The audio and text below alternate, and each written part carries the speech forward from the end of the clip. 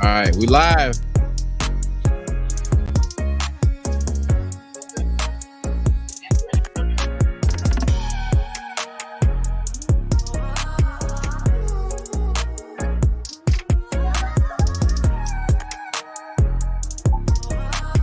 One time for your mind, two time for your drinks. We are live at 11 Gulf Coast, 11 Gulfport, Mississippi. DJ George Chuck checking in, Mr. Mac checking in from Jackson, Mississippi. I have word that we will be having a couple of guests on the Black Men No Chaser crew checking in from Washington, D.C., from the Mecca, Howard University. Ladies and gentlemen, it is Nightcap Knowledge.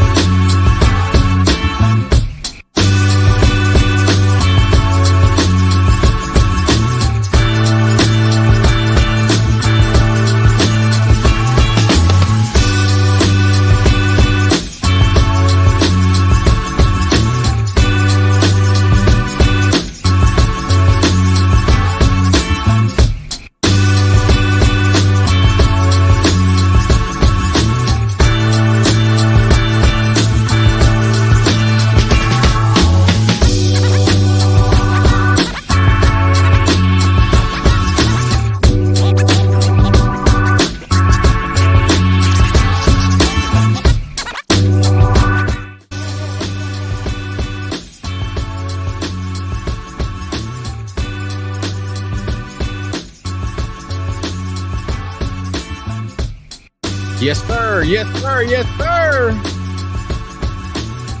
What say, Mr. Mac? What say, Mr. Mac?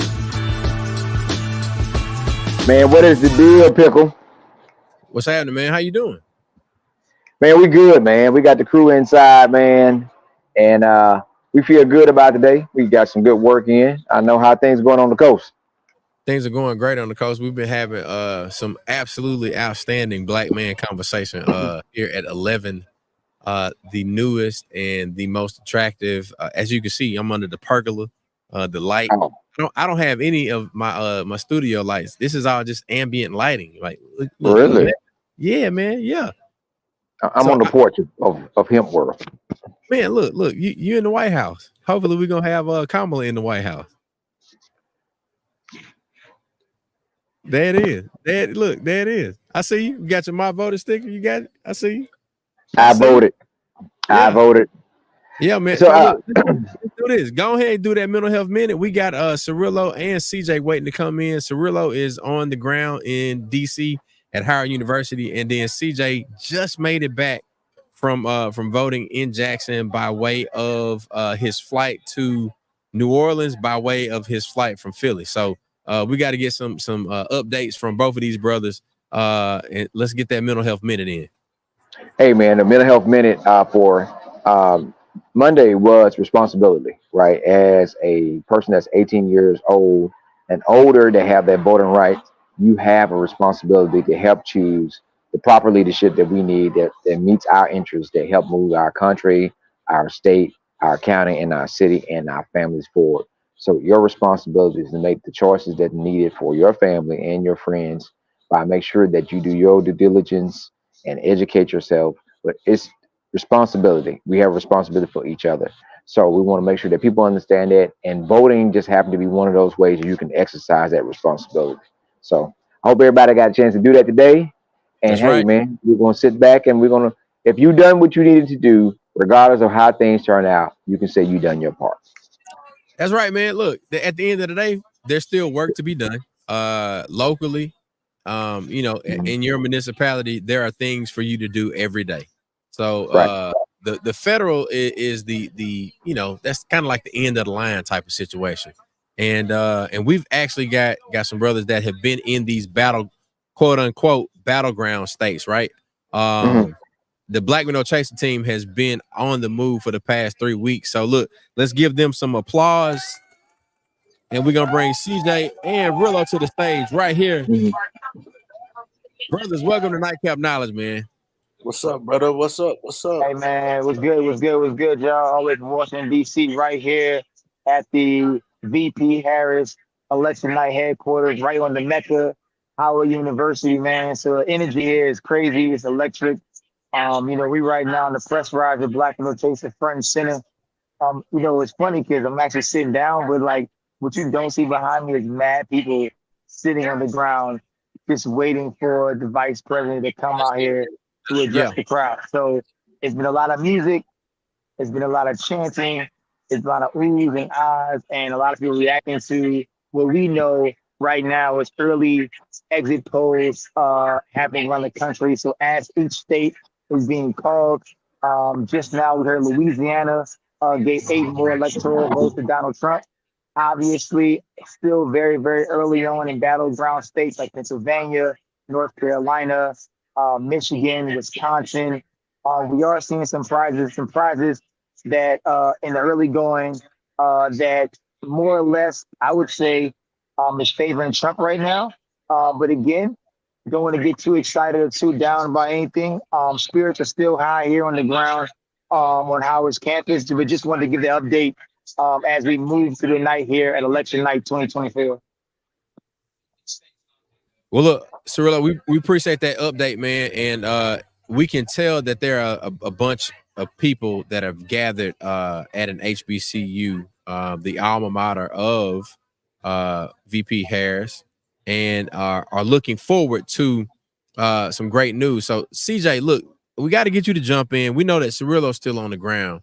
Um, you've been all the way around, and you and Rillo have been, neck and neck along with Tyson, and then also Candace and some other members of the team, and those of us that have been working virtually.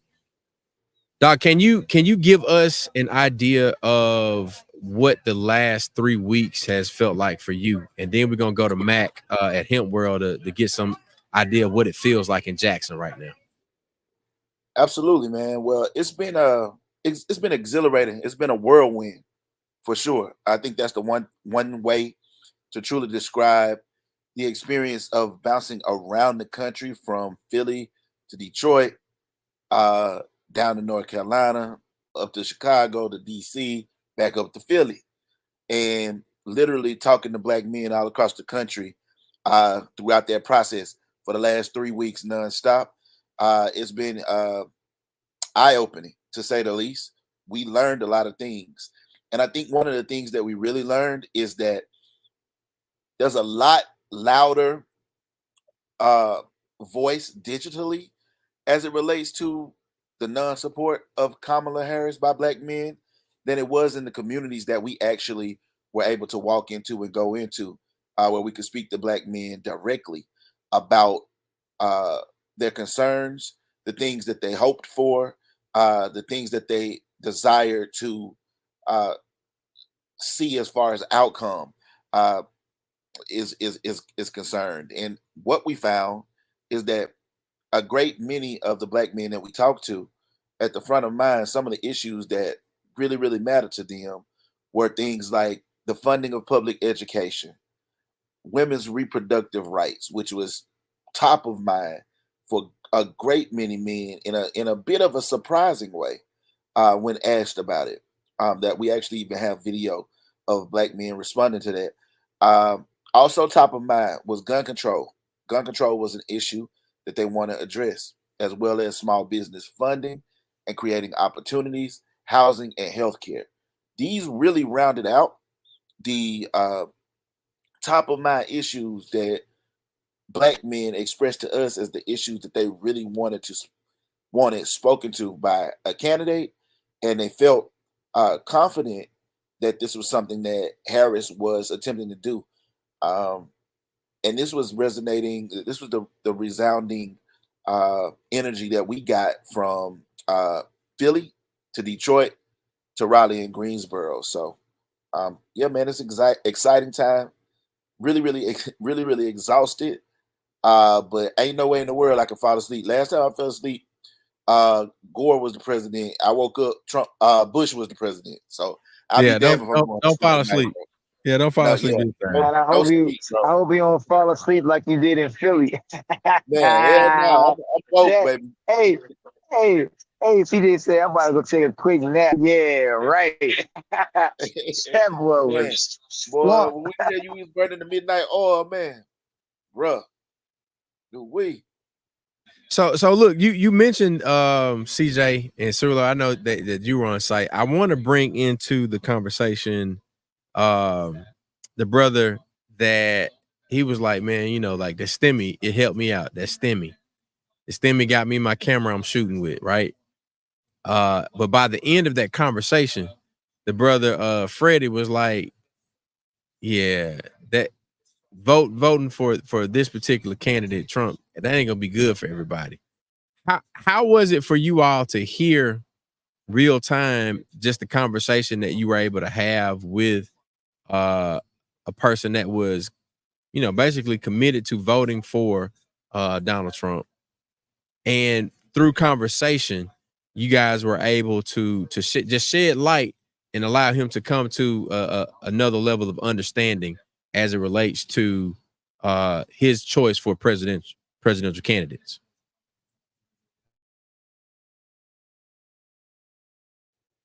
Oh, Rillo, I you want mean, to? Yeah. yeah, now I think that the more information he was getting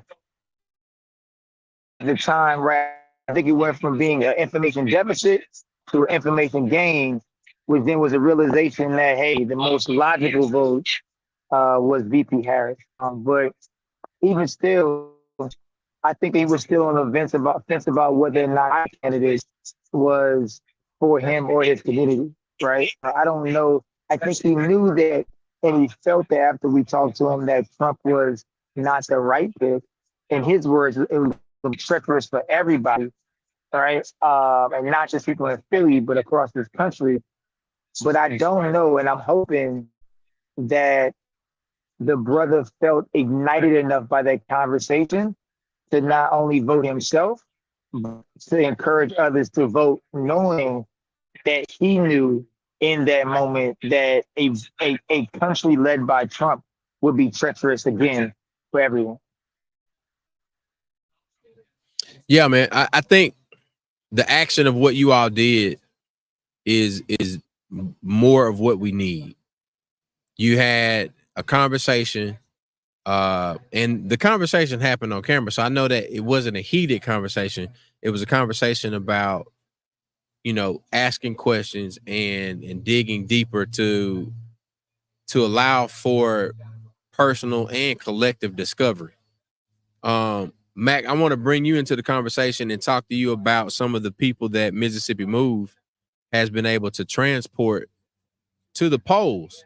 And I'd like for you to share one of those stories that we had on our volunteer call last night, where um the voter was unsure about how the ride was going to go because of who she saw behind the wheel. And I think maybe Sabir might have shared that story, but it's one of those. She's somebody that has been riding with Mississippi Move now for a number of years. So if you could talk to us about some of the people that have actually made it to the polls, and then talk to us about specifically that story and that person who is now a yearly, if not, you know, let's say a regular rider with Mississippi Right. Move. Well, so overall, just that folks were just so thankful. You know, we had some new people came on board, and they were just overwhelmed. Just how many people were so thankful to be able to have a ride to the polls because they didn't know how they were going to get there. So just to know that be able to provide transportation did a whole lot for a lot of folks. Right. That story was, um, they were riding with someone because the person, the lady was white, the person that was driving was black. Automatically, you just know that you were going to get into it with them because y'all figured y'all voted for two different people. And what it ended up being, by the time they got in with the ride, the white lady was like, I'm happy I made this decision, right? Because the conversation, you just like, because of talking heads and everything, that y'all have so much that y'all have different, but really y'all much in common, right? Um, y'all had so much in common, and and she was able to find that out, and it's not what she expected, and that was she voiced, that this ride was not what I expected, right? You just thought it was going to be very tense and very whatever the case may be, but didn't turn out like that. So when we say we take people to the polls, no matter who you want to vote for, our job is to get folks to the polls, and that's our job, and that's what happened. And we have some new folks that went to the polls today. We made some things happen. We had a couple folks. One call that we dealt with all day was, we had a lady that voted in Goodman, which is in Holmes County, but she lived in Natala County, and she lived in Kosciuszko, which is still a nice little drive. So we always talking and encouraging people to vote where you live. But we was able to get the person that was working that Holmes County area on the Goodman side to go to Atala and get her and take her to Goodman so she could vote and take her back home. Because that person did not know how they were going to handle that. But we still had a lot of issues, that that can be addressed, but has to be addressed year long, which is above just transportation to polls, which really is, that the organizing piece of how we're going to handle Madison County Circuit Clerk for keep purging Tougaloo students. That was the thing that happened today, and folks that graduated from Tougaloo that still vote at Tougaloo, but because Tougaloo is located in Madison County, Yeah. part when it comes to circuit clerks, they keep purging folks that are active voters every year. So that's something we definitely got to work on actively as soon as this election over with, and figure out a better way to handle that process. Jump in, Rillo. I just want to say that VP Harris just took Colorado. AP and CNN just called it for Colorado. We she just went ahead by literally point 1/10 of a point with in Virginia. She was just down 1.2% in Virginia. Just overtook that to be in Virginia just now. So this is coming to you live, literally on the ground here, election night at the HQ on Howard's campus in Washington, D.C. Real man. So look, just want to give y'all a quick update, and that's what it is. But again, this the homie right here, Jordan, man, doing the camera look for Black with No Chasers. But right now we're talking about Virginia.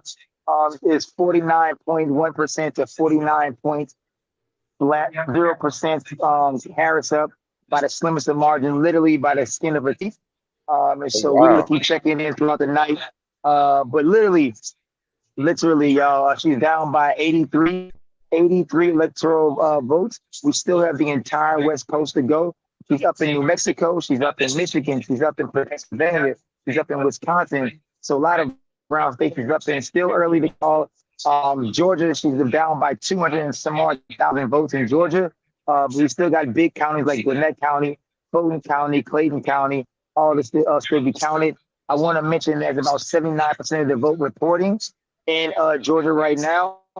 Folks are watching, man. Y'all stay tuned. Plug into CNN if you can. If you want to get the update. But that's Rillo, if I could Go ahead, jump in there, CJ, because Rillo breaking up a little bit. Yeah, I wanted to jump in and state that, man, a lot of these states are going to be really, really close. I think one of the things that we really, really assessed in our experience is that two of the states that probably are going to be really, really critical in this election, and this is not to scare anyone or anything like that, but it's just this is the nature of the Electoral College. Pennsylvania is going to be critical. I mean, obviously they spent a lot of time, they spent a lot of money. Both candidates spent a lot of time, money, and resources in Pennsylvania. But Pennsylvania and Michigan are probably the two keys to the pathway to this election overall. There are other states that they've talked about. I mean, like Georgia. If she wins Georgia, I think that's a pretty good indicator that Pennsylvania is probably heading in her direction, as well as Detroit, because they are not in the Southeast. They ain't in the SEC country. So if she can do what Biden did or maintain that in Georgia, then when you get to talking about Pennsylvania and Michigan, that's the pathway to victory for Kamala. With regard to Trump, on the other hand, should he take? I think he could take Michigan, and she could still win Pennsylvania and Georgia and still win. But she would need Pennsylvania is probably the most paramount one, and it's crazy and it's unfortunate. We probably should at some point get into the racist history of the Electoral College ballots moving forward. No, so that you shouldn't see this really until help the people election to day. And we understand actually just do how, have all 156 precincts. The locations, their memory cards are in the office now. So we've got everybody back. They're actually going to start running those memory cards now. So after See that those you 323, still good? it should move pretty quickly. I just saw the CNN thing, we're so I was expecting stopping it so to that pick you up. I can No, hear no, it. no. I want this to kind of give us the background of where we are, and we can start speaking to as you stated the racist history of the Electoral College, and then also there are a number of folks on both sides of the aisle that are in favor of pivoting away from the Electoral College. So if we want to start talking about that, man, I think this is the perfect opportunity to do so. Well, I mean, the United States is the only country that practices something like the Electoral College. where things are going I a little mean, bit slower. The popular vote is a pretty good indicator of how people in the country feel about the damn country. I think it's weird when a presidential candidate wins the popular vote, but somehow is facing potentially a loss because the southern states essentially have more weighted votes, or rural areas votes are weighted in a more significant way because of the way that the Electoral College functions. I can't break it down off the top of my head the way the Electoral College functions, but I can say that it's ridiculous. There are other opportunities to address elections through the popular vote or through some type of ranking system, which is something that we discussed before as well. Like, hey, these are the first, second, third, fourth picks, which would also require people to really know the platforms of the candidates that they are ranking, because it would kind of function like how MVP voting does in sports, right? Almost. And so, if you can imagine, like somebody getting first, second, and third place votes, all of those votes kind of counting towards something, and that amounting to. But there are various ways beyond this way of doing this. Yeah. When we know that at the end of the night, it's more than likely that Kamala Harris will probably have the popular vote, regardless of what happens overall. So I saw the finger, Rillo. Chime 195 to 91 now is a new. Yeah, so it I forget what 270 state just got called, trying to search it now, but yeah, 270 needed to win, folks. We are right now at 195 to 91 in favor of Donald Trump. Remember, though, we still got big states like California that still need to be called, Pennsylvania, Michigan, Wisconsin. So still a lot out there. I think that we're looking at right now, what I'm looking at is literally every single red state that should have turned red is essentially being called for Donald Trump. So those battleground states, if Harris is going to win this election, is going to really hinge upon the two states that CJ pointed out, namely Pennsylvania and Michigan. And if she can stay ahead of Virginia and maybe eke out North Carolina, but it's not looking so promising. But Georgia, there's a chance there, slimmest of margins. And so, but yeah, it's looking at the pathway is through Pennsylvania and Michigan right now. That's Yeah, right. so That's right. California has 54 electoral votes. So that's a huge chunk. That instantly takes her from the 91 that she currently has over to 140 something, I believe. So about And I 140. want to note that the last 140 something, the last person that actually, the last Republican to win California was Reagan. So I Yeah, mean, that I gives mean, you a good idea about the fact that like it's gonna be blue, more likely than yeah, not. California, like New York, is traditionally blue. So Right. I mean, I mentioned that earlier tonight. Just in talking with the guys here at 11. Uh, the the deciding factors are what you all mentioned, and specifically the places that we've been over the past 3 weeks. The question that I really want us to make plain in an answer is this. Ultimately, and we got a question coming in from the comments, but ultimately we must understand as a community and as individuals that we have to vote locally to influence what happens at the national level in terms of the electoral college. We have to vote local so that once we get to the state level, to the federal level, that's the only way that we can dictate, all right, what happens inside of the Senate and the House of Representatives. So I want you all to speak to that. And I know we were talking about the electoral college, and Rillo, you were panning towards a couple of updates. I think CNN is now talking about, they're doing a comparison between Michigan in 2020 and then now in 2024, just laying out, some of those major counties that are leaning more towards Harris. So talk to us about what we got It's going on right now. Hey, look, so I think it's interesting. It was pointed out early on tonight that in the last 3 or 4 presidential races, Wisconsin was decided by 20,000 votes, whether it went Republican or Democrat. And it's right now inching towards another 20,000 to 22,000 vote night. Who decide who wins Wisconsin? Again, Harris is up by the slimmest of margins in Wisconsin, very slim margins in Michigan, slim margins in Pennsylvania, slim margins in Virginia. So again, it's just still a lot to decide this election. So for folks out there who voted for Harris, who are feeling a little of the red wave, if you will, right? There will be a blue wave at some point in the middle. Hey, look, we live, y'all. So when I say live, we live. Folks moving around. We got press from all across the country, all across the world, right here at the Mecca in Washington, D.C. So if you wonder what's going on behind me, because we on the set. This is the set. It's funny because you think it's so glamorous, but when you out here on the ground, bro, people out here scarfing down pizzas, they like chugging waters back. We got Abby Phillips from CNN over here. We got Univision.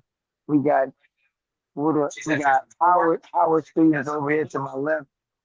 So it's a star-studded kind of cool night in Washington D.C. yeah, So look, let's speak to that a little bit, man. CJ, I see you trying to jump in. Let's speak to, like, what does it mean for Black men tracers to have been on the battleground, like on the streets, in the communities, in these battleground states, but then now to be on the same stage or dais or platform as what, here in Gulfport, we're looking at CNN and we've been getting these reports. And then now we're sharing our analysis from the vantage point of Black men in America, from various locations. I think it means a great deal. I think it means that the vision that we've had for what we wanted to be as an unapologetically Black media outlet uh, has become beyond a reality. In that we have been covering this thing on the ground for the last month all across the country, and we, received the invitation to like we didn't ask to cover tonight. We were invited to cover tonight, which is pretty dope. And it's interesting being on the social media, on the very same social media platforms that would often tell us to make ourselves noteworthy and newsworthy. But I mean, a lot of people say they don't want to toot their own horn or anything like that. But I think we should take a moment to appreciate just how far we've come as a bootstrap media company from Mississippi. And, with Hey, when this we is huge. Angela Olsa Brooks. So we have 2 Black women elected to the United States Senate tonight. We have Blunt in Delaware, the first Black woman to be elected to the U.S. Senate. And from now in the Delaware. state of Maryland, I called it. And I'm sorry, Delaware, but now in the state of Maryland, Sister Olsa Brooks have just called it for the state of Maryland as the next U.S. Senator. This is big news here, man, for Democrats across the country. She just literally beat Larry Hogan, former governor of Maryland. Everybody thought that Larry Hogan was going to get out by the slimmest of margins, but they call it early in Maryland tonight here at Washington, D.C., right behind me. You heard it here first. Also, Brooks beats Hogan for the Maryland U.S. Senate seat. Historic win right there for the state of Maryland. That's amazing, bro. It's amazing, amazing. to witness that in real time, to see the things being called. The thing that I really did want to speak to, in addition to, we were talking about the electoral college and things like that earlier. Man, I would say that people are extremely enthusiastic right now. Like there's a lot of enthusiasm around the possibility around the future, and there's a lot of hopefulness. That's what we were able to perceive in talking to the people that we talked to around the country. Honestly, man, I would say that it's a bit nerve-wracking to watch these things happen, but at the same time, there's a thing called the red mirage, which Cirillo was alluding to earlier, and that happens earlier because you typically have a lot of rural states or rural counties reporting earlier because those are smaller ballot boxes, Right. versus the urban areas where Black and brown people tend to live, mostly throughout the country, big cities, and those big cities being the places that take a much longer time to count those boxes. When it comes to things like early voting, we saw Republicans specifically attack early voting after the 2020 election and after the results of the 2020 election. And so that's something to be mindful of in this election and the impact that we've seen. We saw some voters purged from voter rolls in Virginia through the Supreme Court in the 11th hour. We've seen mail-in ballots in Georgia be postponed, and the Georgia Republicans suing so that people who had mail-in ballots could not walk in their ballots to turn them in. And so there's a lot of gamesmanship and political games being played right now, and disenfranchising type of instances occurring across the country, not to mention the ballot boxes that were burned in Oregon. So I can understand the severity of the situation when you're playing games with people's livelihoods, and you're making a mockery of our political system. That's the way that I've seen a lot of things laid out in the past. Let's say this election cycle and those previous. I think the thing that I want to ask the question about is like, why are we spending so much money on political ads? Why are there so many ads? Like for instance, Monday Night Football, right? If you're a streamer, you saw the Monday Night Football game, and there was ad after ad after ad. Those things cost.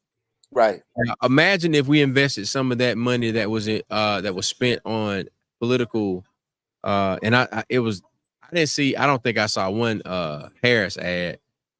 It was a lot of Donald Trump ads targeting the consumers of Monday Night Football, and the amount of money that is thrown at making sure that your political ad reaches this audience. What happens when we invest that money into our kids, or into an impoverished neighborhood, or into a training academy for people that need a particular set of skills so that they can, quote unquote, work black jobs or whatever? Like, what do y'all think about the amount of money that's been spent in terms of this election cycle and most, over the past 3 presidential election cycles? Cirillo, you want to jump in? Since he got a delay, I've been trying to let him go first if needed, but it looked like he's frozen. So No, I No, no, no, think no, no, no. this is I'm the like, point. no, I'm not frozen. I'm just looking because I'm like, I talk about this all the time. yeah, so Like, I can. am I delayed? No, you good. Am I delayed? You good.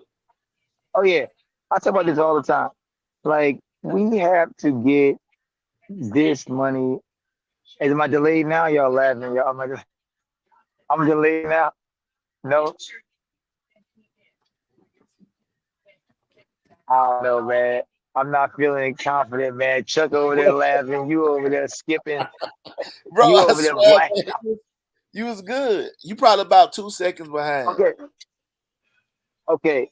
So, I mean, I'm a big proponent of getting rid of Citizens United. I think dark money and PAC money, especially like the type of money that's being spent in our election cycle, bro, is to me like it's odd. It really is. When you got $8 billion, if you got that some country's GDP that gets spent in election cycle is a whole country's GDP for the year. And I just think that to me, when you have foreign nationals, when you have people that have zero interest in making our communities better, zero interest in making sure ordinary folks have an actual way, a leg up in this country, um, and the rich get richer and the poor get poorer. But there's something to be said about that, and we have to find a way to put a lid on this before the oligarchs of this country are controlling every facet of our lives. And that seems like a doom and gloom kind of statement, but make no mistake about it. Reminder: there's 2 companies right now that owns 94% of black land, or used to be black land in Mississippi. One of those was owned by Bill Gates. And so when you think about the amount of land that's been accumulated by folks who represent the 1% of the 1%, who will influence the elections, whether it be left or right, we've got to do something to reel that in this country. Damn, Bill Gates own Mississippi? That's crazy. So no, I mean, like, if you really are mindful. I mean, damn near. Yeah, I like, mean, think about that though. To be honest with you, they're probably there's a graphic out there of amount of billionaires that have invested in this election. I think maybe 23 families, and 14, I think 14 to 20 of them are supporting Donald Trump or funding his campaign, while several of them have contributed to Kamala Harris's campaign. But the reality is that I think they own they own a substantial amount of America's wealth, but they have spent like 0.01% of their money, even though they've spent billions in this. Like, so they got so much money that even if they collectively have spent billions, they don't even feel it. Whereas, the traditional everyday citizen, without contributions, it's just more challenging. I mean, like, the cumulative effect has an effect. Kamala was able to raise $1 billion. I think that's the first time that's ever been done. And she did it in 2.5 months. Basically, she's been running since what, July? The end of July, beginning of August, is November. And so for this to be close, for this to be competitive at this stage, when, you know, just a few months ago, we didn't even know who was going to be running. I would say like that in and of itself is significant. Now, I want to take a look at Pennsylvania if we can, because Pennsylvania is important. Pennsylvania is definitely important, but let's address this question right here. And I think Winya Bay Publishing might be speaking to Cirillo's assessment as it relates to the North Carolina numbers. The question is, why do you say NC isn't looking good when they just called it for the Democratic governor candidate? Well, I mean, because you're looking at the fact that like Maryland could still turn red with the U.S. senator being elected as a Democrat. This election is going to be one of those weird elections where just because a Democrat candidate or a Republican candidate won't get the entire down the ballot, right? So usually in elections, what's up? How you doing? I'm live right. Yeah, we live right now. We live. So usually you don't get to usually if you're a Democrat, let's say a Democrat's top of the ticket, people vote down the ballot for a Democrat, right? You know, some people voting Democrat and Republican on the same ballot, and that's not very typical for election cycle, right? And so you have states like North Carolina that essentially a lot of people aren't necessarily just full Democrat or full Republican, and they're voting on issues. And so that person, Josh Stein, who's in North Carolina, they felt more confident about him than they did Harris. Even people working on the ground as Democrats felt more confident about him than Harris. Not because they didn't believe in Harris, but what they were feeling on the ground. So again, I'm answering a question from somebody that was on the ground in North Carolina talking to voters, and it just seemed to me that they were split on whether they're going to vote Democrat or Republicans. I think Stein just resonated with people in that state, and that's why he got the nod of Democratic governor of North Carolina. Okay, yeah, bro, we appreciate that. Winya Bay Publishing, I hope that your answer from Cirillo is one that you understood. If not, you know, of course, there's always an opportunity to dig a little bit deeper. There's a little response. As a South Carolinian watching NC, if the North Carolina Superintendent of Public Instruction goes to the homeschooler, then you will be correct. So look, thank you for your comments. As we are all watching these particular states, we definitely want to take the moment to thank everybody that went out and voted, right? If you reminded somebody to go and vote, but then also folks like Winya Bay Publishing, and I hope I'm saying that correctly, folks like you having these analytical discussions and being willing to ask questions and ask them in a public forum is what we need more of. So this sharing of knowledge, we really got to make election day cool again, right? It needs to be a party. It needs to be a groove everywhere, man. Like we should honestly, everybody should be out for election day. It should be a big ass party, and it should be something that serves as a culmination for all of the work that we've done across these months leading up to it. But let's also focus on and CJ and Cirillo, I ask you this, and we'll get ready to close because you know we got to get out of some of these establishments. Looks like Arizona, Donald Trump is up by 1/10 of a point on VP Harris. We got to think about what's coming in the next 2 years, right? We also have to think about what is happening at our school board levels. So talk to us about what exactly we should be looking forward to with these, you know, the midterm elections, and then also even further down into the municipal level. what are the things that people really need to pay attention to?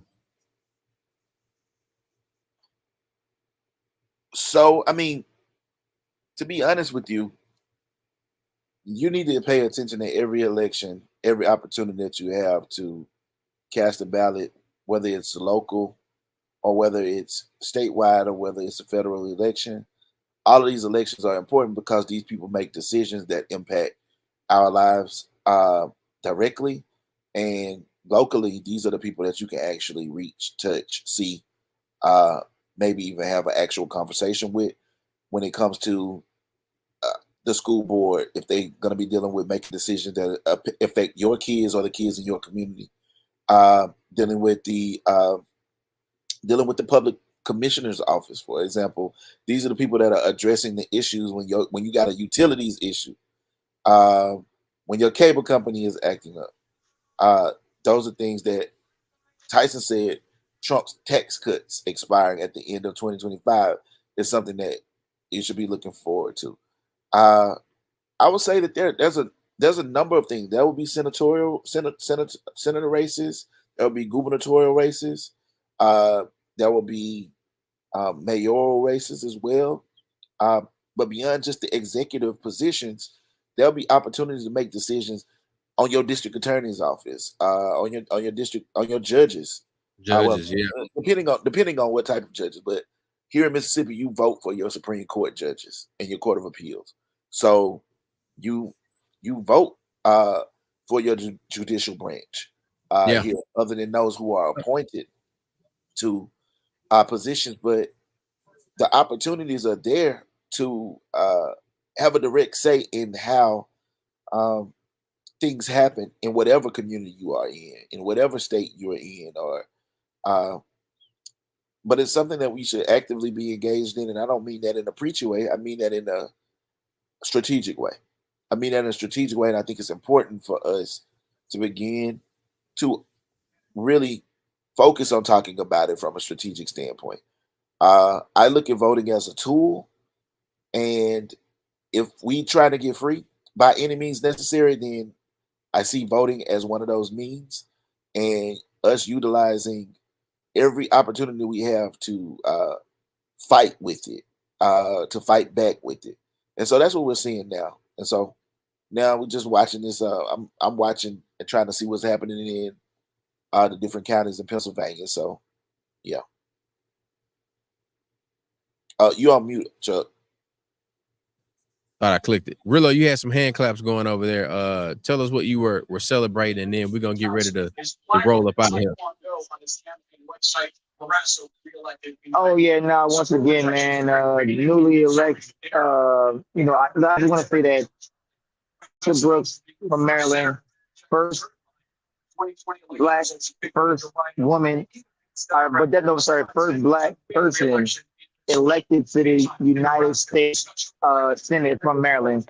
And then you got Lisa Blunt from the great state of Delaware as the first woman and also the first black person to be elected to the U.S. Senate in the state of Delaware. Just kind of, I want to state that again because I was clapping again for the folks in the background. I'm getting energized by the crowd here. But some bit of bad news. Ted Cruz won the state of Texas once again for the U.S. Senate, the incumbent.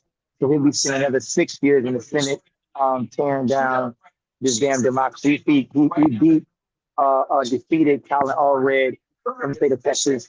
So that now we just got 6 more years of Ted Cruz. 6 more. Yeah, it's a lot of things to keep up with, but at the end of the day, man, we got to keep up with it. We have election season is year round, and there is not a time off. There is no off season. There is no spring training. We have to be in fighting trim to make sure that we are ready for election day when it comes, because we're voting in a number of ways outside of the ballot box. We might be voting with how we spend our money and where we spend our money. So I think we take all of these tidbits of information and really synergize them into an understanding of this is how I need to move about my country. This is how I need to move in my city, my municipality, so that I can influence the next appropriations of funding or the next building being built, whatever though that thing is. That's where we are. That is where we are, and I think that's what we need to be striving to be. So looks like Nebraska I agree, bro. is now I agree. purple. 48% vote in their Yeah, bro. wins. It could change the map a little bit for what Republicans need to take control of the Senate. Let's step Can I back. talk about one thing real quick? Hey, bro. Hey. Yeah, go ahead. Go ahead. No, you go ahead because you might have something. The beauty of live TV. No. Go ahead. No, I was gonna say that the Harris right now is up, I believe, in Nebraska, which may shift things a little bit for Republicans or Trump after the victory in Nebraska. Things are close.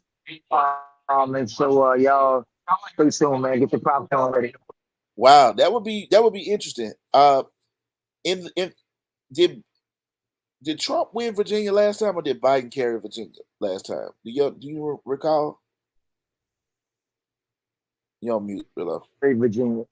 Who did? No, I'm off mute. But I think I think Biden carried Virginia. I think. Okay, so now you say and Kamala is up in Virginia currently.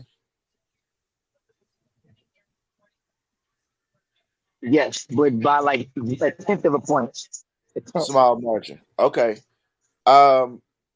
So that was I forget what I was going to speak to, man.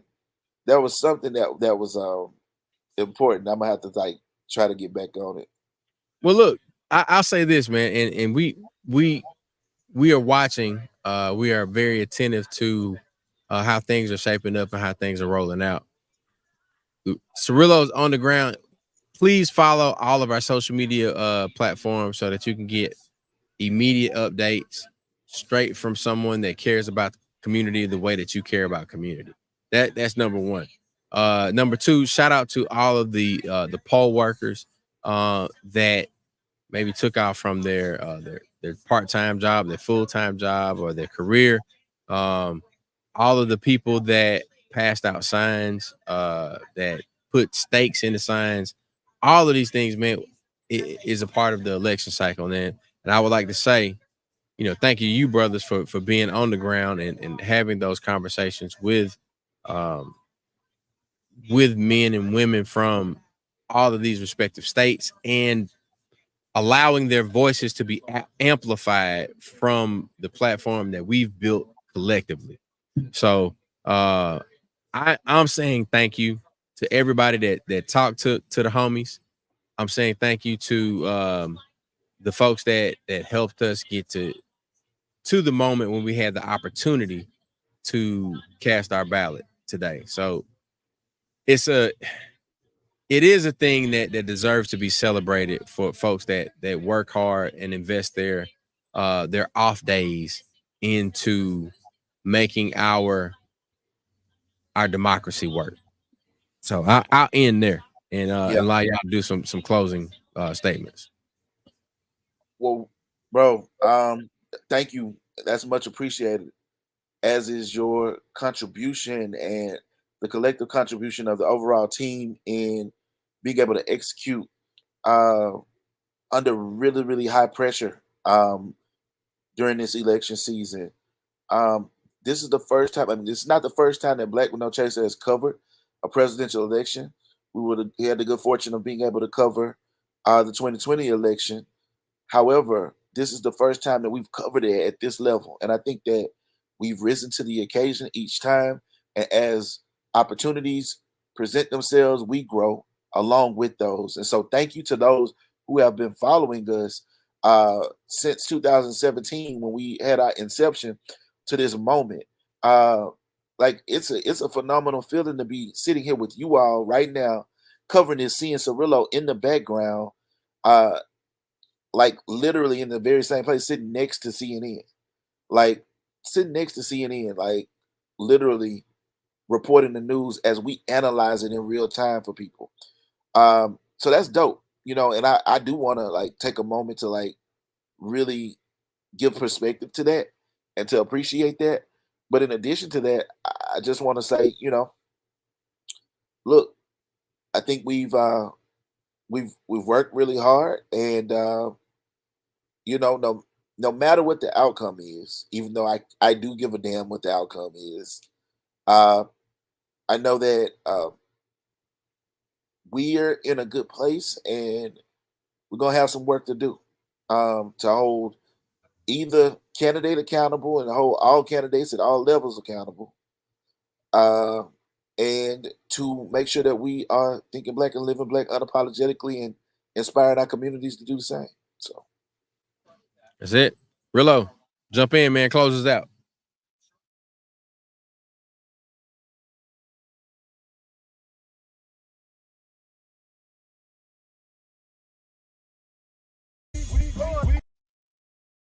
I'm not sure if Rillo can hear us. Rillo, you want to jump in, give us some closing words?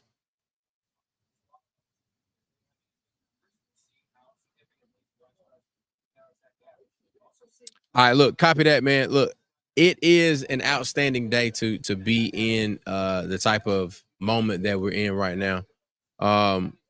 Despite all of the misinformation, the disinformation, we've been able to communicate directly with people that care about their community, that care about the next 4 years, next 8 years, 16 years of this country.